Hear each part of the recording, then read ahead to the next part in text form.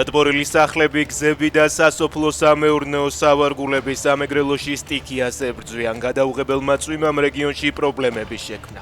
უამინდობის გამო დაზიანებულია ელექტროგადამცემი ინფრასტრუქტურაც. ამ დროისთვის წალენჯიხის მუნიციპალიტეტის მოსახლეობის ნაწილს ელექტროენერგია არ მიეწოდება.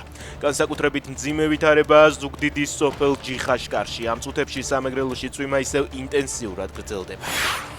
ძლიერმა წვიმამ პრობლემები შექმნა დედაქალაქშიც. ქუჩები დაიტბორა თბილისის რამდენიმე რაიონში. ჩუღურეთის რაიონის მცხოვრებლები წერდნენ, რომ წყალს ქვაღორღი მოჰქონდა. მოქალაქეების სანიაღვრე სისტემების გაუმართავობაზე საუბრობენ. ძლიერმა წვიმამ დატბორა რუსთავის ქუჩებიც.